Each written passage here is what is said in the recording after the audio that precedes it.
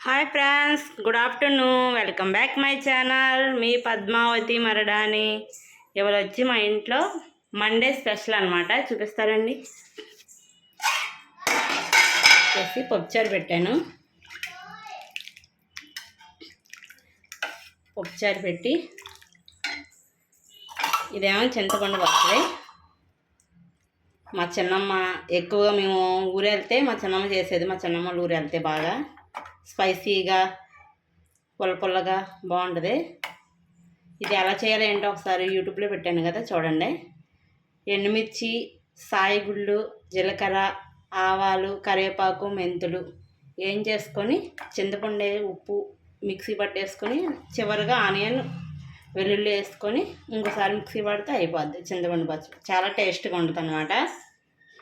మా చిన్నప్పుడు మేము ఊరు వెళ్తే మా చిన్నమ్మ, మా అన్నయ్య వాళ్ళకి మాకు ఇదే చేసి పెట్టేది. చాలా టేస్ట్గా ఉండేది.